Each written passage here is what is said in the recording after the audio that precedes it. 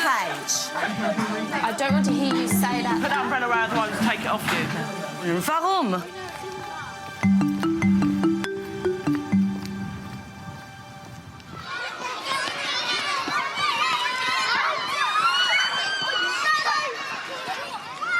How could peer observation be used as a tool to help recently qualified teachers improve their practice? John Bayley has come to work with a pair of Year 3 teachers at Hamilton Primary School in Colchester. Experienced teacher Sarah Wright is going to offer advice to recent NQT Sophia Morley on how to develop her handling of literacy lessons. Bye-bye. They're going to watch each other teach. Two really important types of words we need to think of when we're First, describing, Sophia. What we're going to do first is look at some descriptions of characters that I've found for you from some Roald Dahl books. And what I want you to do is, on your tables, look at these descriptions and see if you can find some really good words. I want you to think about these words and how they've been used, because I want you to do the same sort of thing later. So you probably need to choose one person to read out to the group. He was so skinny, he seemed to be made out of fairy bits of wire, but he danced wonderfully well. Instead of just putting so, what if they put he was skinny? But he could, like, dance really, really well. No, but then it would fall over. How are they describing the mouth other than like a dog's bottom? You're off to a good start with it. They obviously trust and love you. The relationship there is great. And I hope you feel good about it, because that's a teacher at work with an engaged class. I think it's a really nice start to the lesson. I think the kids are extremely switched on and engaged in what they're doing, and they're quite clear on the different words that they're using as well. So let's go round and see if you've guessed who your characters are and what sort of words you found that are particularly descriptive. Hannah, what were your really good describing words in that? Well, he was amazingly skinny. Yeah, instead of, like, so skinny. Yeah. Like, because we amazingly. don't think it's very, That's like, size, wow. Because it says, like, he was so Furry. skinny, I think he it should be seemed like spiky made or out of something. furry bits of wire. I think perhaps so when some of the children are discussing some of the things that they're doing, they were quite keen to speak to each other and quite happy speaking in their little groups. But when it came to actually giving the feedback, I think that perhaps some of the children weren't listening to what some of the other children were saying, or that when they were giving the feedback, they're both speaking at the same time. So some of the other children, it was more difficult for them to listen. A number of the children were asked to what they said as well, so some of them became a little bit bored during that time. Alistair? Gigantic. Gigantic. What was that describing? The bird. The gigantic bird. Good. Anything else? Just gigantic? No, there's more. The amazing beak. Uh-huh. Isabel, was there something else? Had an amazing orange-coloured beak. Right, and was it like something? Sarah's class is tackling the same topic, but she uses a very different technique. Now, adjectives, big word there. Just in your talk partner, very, very quickly, I'd like you to think of an adjective. So just between you, try and think of an interesting adjective. Off you go. It's a thing. It's marvellous. Beautiful. Yeah, beautiful. Big, hairy. Yeah, hairy. Right, who'd like to share one of their adjectives with us? Amy? Delicious. Delicious, OK. Oliver? Bouncy. Bouncy, lovely. One more, Harry. Fantastic. Fantastic. What kind of words are they then? What is an adjective? Emily? Describing word. Well done. It's a describing word, isn't it? OK. We're going to be thinking about Roald Dahl's baddies. So what I want you to do, again with your talk partners, is I want you to think of as many Roald Dahl's baddies as you can. Bunny catcher, man hugger, meat eater, sponge and spiker, and all the I think that talk partners would really benefit my children, rather than working in a whole group where they have to listen to like 4 people or 5 people talk each time. If they've got just a partner, then it's going to be quicker, isn't it? They're going to spend less time on it. So And also, I suppose, when children are feeding back as well in the class, as a whole class, if you're only taking it from a couple of people, because they feel like they've already shared an idea, you don't have to get so many children in the classroom to share their idea because they feel like they've all had a say of something already. And so also it would encourage more children to speak up, I think. A lot of children will sit back in a group, won't they, and let the more dominant children get on with it, and they'll let the more dominant people speak to me, feed it back to me, whereas if they're in a talk partner, they might be more encouraged to speak. OK, I noticed in Sarah's lesson, she was on at them about every 4 minutes. But I also noticed that teacher intervention is very focused. In the next 3 minutes, I want you to talk with your partners about such and such. And then we get 3 or 4 exemplars back from the room. And so when they're talking, they're going at it with a target. Yeah, they're really engaged. And paradoxically, it feels less teacher-led than when you say, you've got 10 minutes to think of some adjectives. But if they don't have a plan for how to work at the table, all sorts of things might be happening at the tables, mightn't they?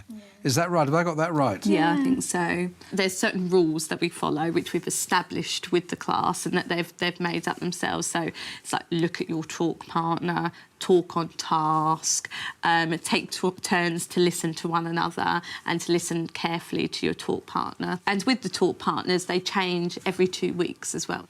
It's randomly picked out, so children just names in a hat and they're picked out, and that's quite an important part of it as well, that it's random, because the children feel that there's a fairness about that as well. With your talk partner, what extra Roald Dahl characters could you make? Off you go.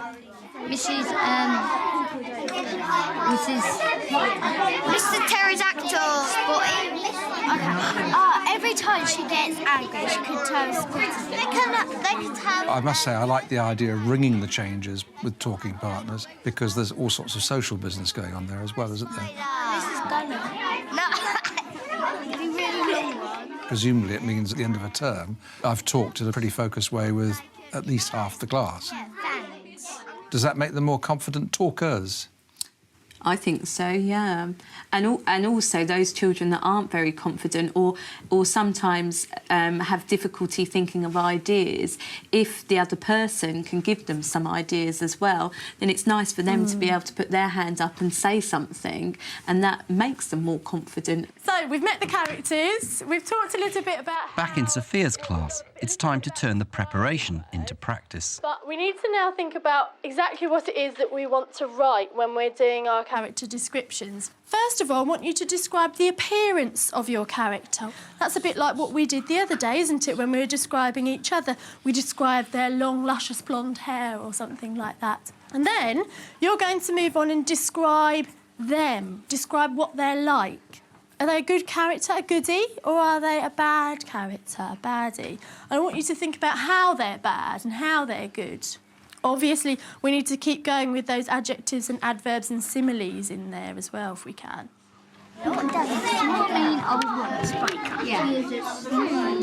Sophia's guidelines produce results, but John thinks she could learn more from Sarah, who sets out the success criteria before starting. She was like a great, white, soggy, overboiled cabbage. Now, why is this an effective character description? What do I mean by effective? Alice? You can really get a good picture of what it's like. Right, I want you to think about why this particular one is an effective character description. What does Roald Dahl do to make it so good? Discuss that for a couple of minutes. Use good adjectives. Yeah. Excellent adjectives. Overboiled cabbage. Right, so she said she was like a great, wild, soggy, overboiled cabbage. So what's the word for that when you're describing what something's like? That's icky.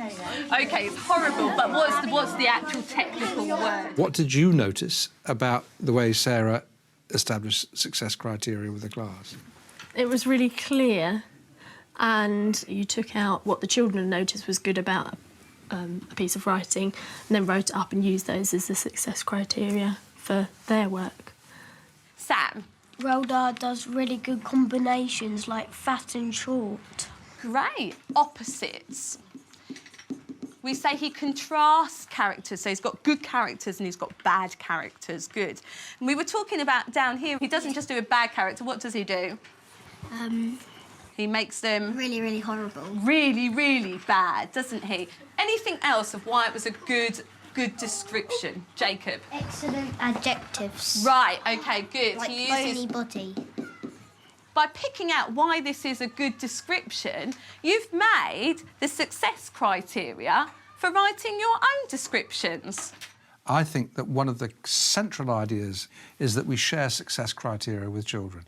Children embark on tasks knowing what it takes to be successful. And if we've done a really good job, they've helped to tell us what it means to be successful. There's just one other thing I want to cover. High-level questioning. Is there any difference between the success criteria for writing a goodie and writing a baddie? That's a hell of an adult question, isn't it? That's a very high-level question. Would we still use similes? Would we still use interesting adjectives? I came away thinking, damn it, I learned something big there, and so did they. In the training that you've had so far, where does questioning sit? And that idea of thinking of mind-expanding questions for children? Getting children to ask questions themselves I think, is really important. And I try to include that where I can as well. I think, I have to say, I'm not sure whether I really include a lot of higher order questions. I can't really think about it that easily. But I ask quite a lot of open questions, and I try to encourage them to ask questions as well.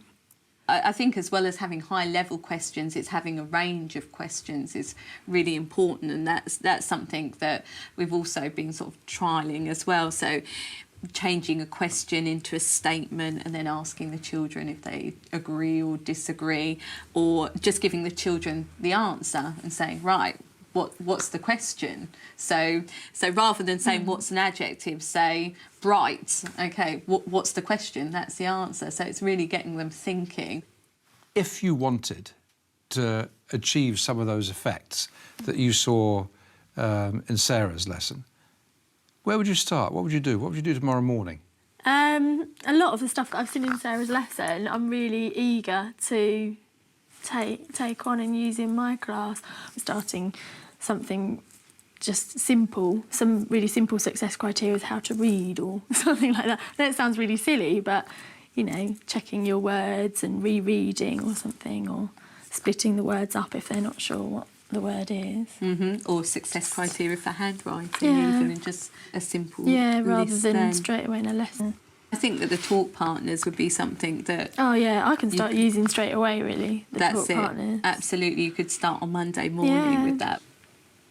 If I was Sophia, how am I going to get help from you? How's this relationship going to work? I've never seen Sarah teach, so no, it's really good.